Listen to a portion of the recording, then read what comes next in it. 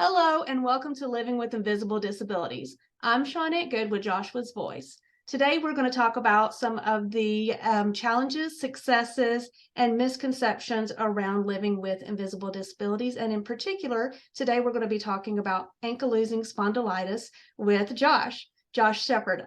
Josh, thank you for being here today. Well, thank you for having me, Shawnette. I appreciate it. How did I do? Ankylosing spondylitis. Ankylosing spondylitis sounded perfect to me. So, Josh, first we're going to jump into just a couple of getting to know you questions because we always try to make a point that people are more than the things that they live with on a daily basis. So, these couple of questions should tell us everything we need to know about you. So, you ready for that? I'll do my best. Okay. Spring or summer? Spring. Okay. NASCAR or golf? Neither. That's a good answer. I like it. And since we're right around the Easter season, Cadbury eggs or jelly beans? How about robin eggs? What eggs? You know, the Robin little eggs. wrappers, Oh, little I love robin eggs. those. That's a perfect answer. I love it. Because I would say neither on the Cadbury or the jelly beans, especially not the licorice ones. That's a no in our house. I love jelly beans. Jelly beans are probably one of my favorites. So Okay, well now that we know that, there's nothing else to know, right? So let's move on to ankylosing spondylitis. Now, I'm proud that I was able to say that, but many people not only can't say it, but have no clue what it is. So just for the everyday person who's never experienced anything to do with it, tell us a little bit about what ankylosing spondylitis is. So ankylosing spondylitis is often referred to as bamboo spine. It is a progressive autoimmune disease, can be progressive. The main problem with it is that it actually causes your vertebrae to fuse together and your spine becomes one solid bone, and it kind of looks like a piece of bamboo. So when you see people hunched back over, they always walk up straight and don't really move very well. That could be a cause of it. It doesn't just affect the spine, it does affect other joints. So a lot of days, if I'm laying in bed trying to sleep, my knees or my elbows or my wrists may be in pain and kind of make it difficult to sleep. So a secondary problem with ankylosing spondylitis is actually insomnia. You know, if you're in a lot of pain, you can't really sleep through it sometimes. You know, it's kind of a hassle. It's the easiest way to put it. It sounds like a hassle indeed. So bamboo spine, that gives us a good graphic image of what we're dealing with here.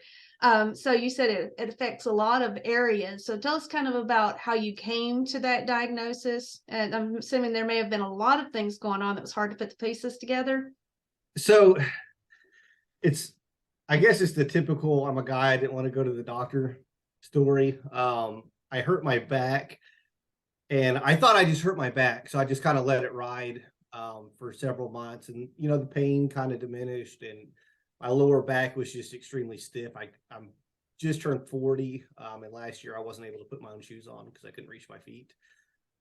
So after about a year of stiffness and not being able to put my shoes on, I finally went to the doctor. I have Crohn's disease.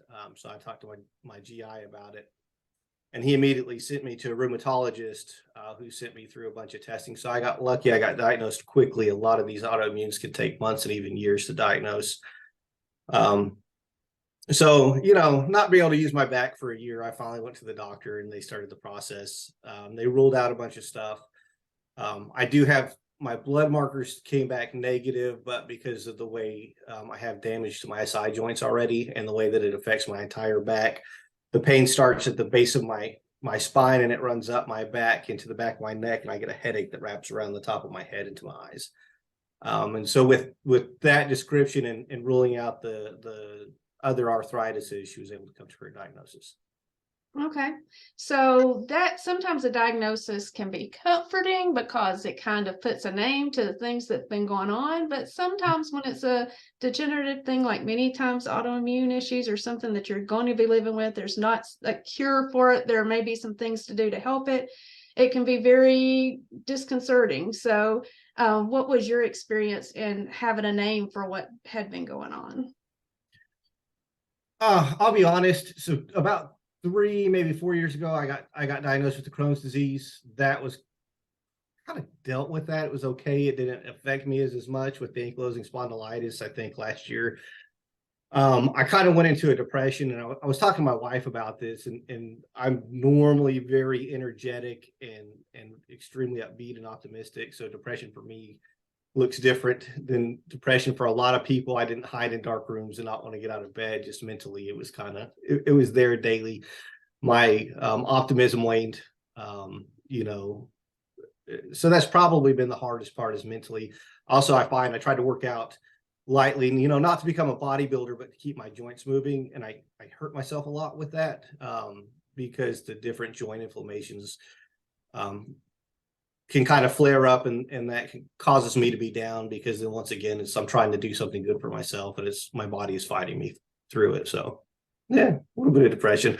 Other than that, it hasn't been bad. I'm glad to know what caused it. I was hoping, you know, degenerative disc or something that wasn't quite as debilitating as ankylosing spondylitis, but so far it doesn't seem to be too horrible. So you make a very good point, is that depression can look a lot of different ways, and kind of have a thought in our mind about what it looks like, and what we've kind of been told that it looks like. But it can look like a lot of things, and it can be from a lot of causes, because right now you're doing okay, but the fear of the future and the fact that you want to take care of yourself, and sometimes that is a problem. So you can't even do good things for yourself sometimes without having the side effects of that. So if I So get fat and lazy, it's not by choice, it's you not know. your fault, right?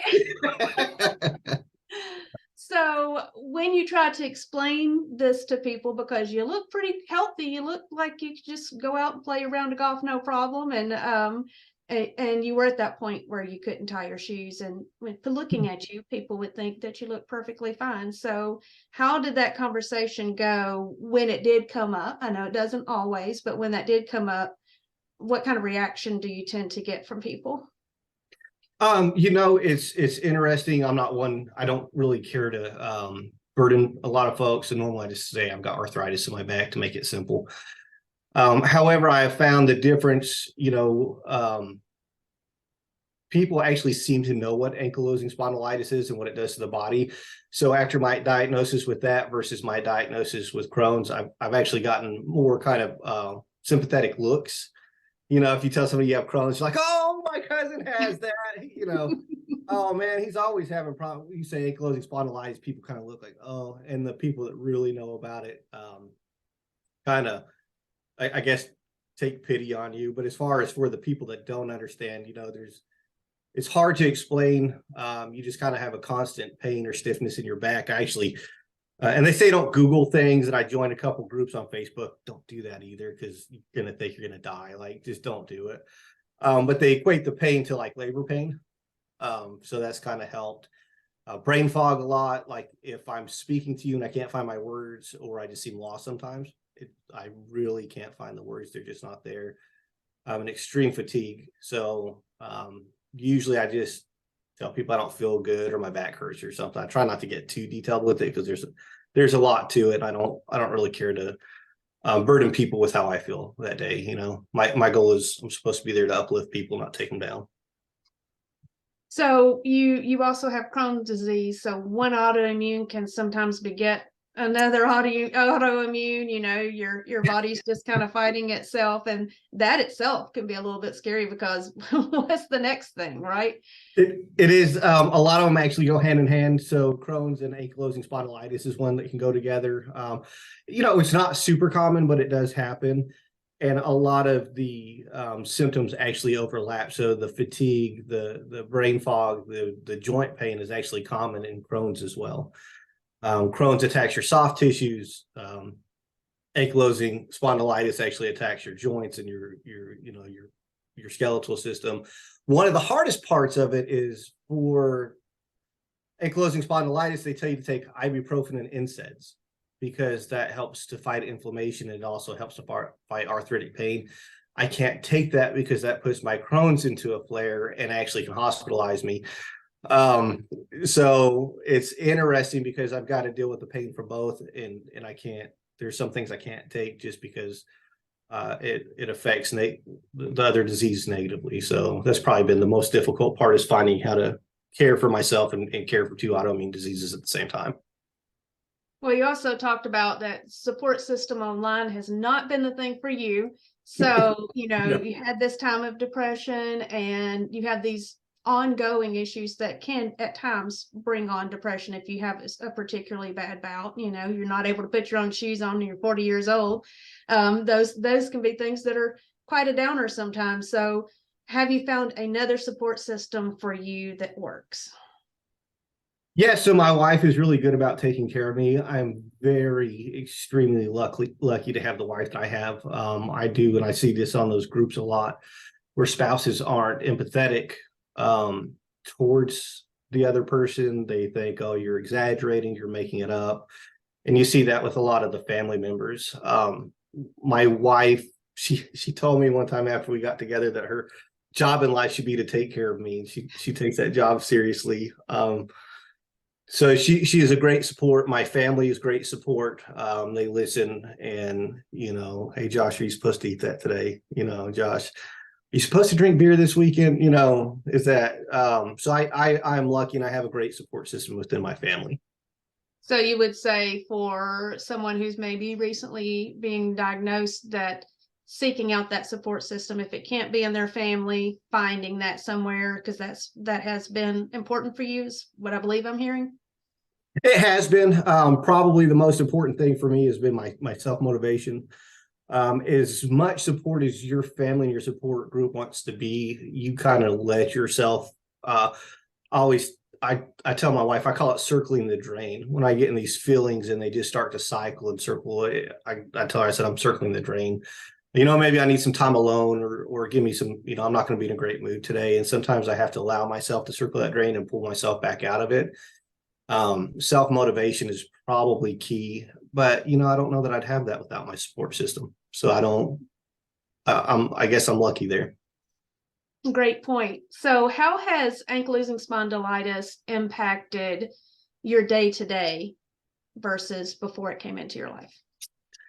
It's very interesting. I don't know what each day is going to be like. I don't know what each night is going to be like.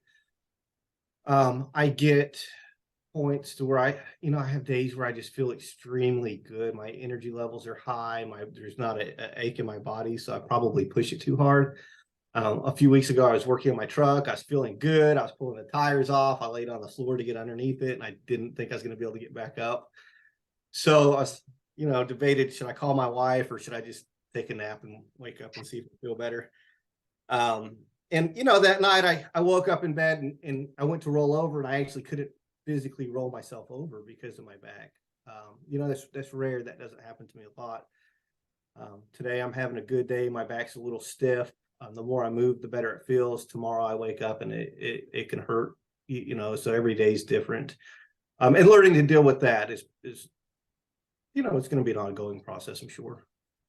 How have you managed to find that balance between, on those good days, getting the things done that you might not be able to get done on the not so great days, and taking the time to just enjoy those good days? You know what? That is a great question that I've been dealing with even since the Crohn's diagnosis. We work ourselves to death almost every day, and the level of stress that we put on ourselves is unbelievable. And stress is such a cause of inflammation. Even if you don't have these autoimmune diseases, stress is a killer, man. So I'm going to be honest with you. I'm lucky. I kind of went to the extreme. My wife and I owned a small business here in Jefferson. We sold it because I felt the day-to-day stress of dealing with everybody and everything. And we had a great company and I love it. And I still talk to everybody there. And I'm so proud of the growth that they're having.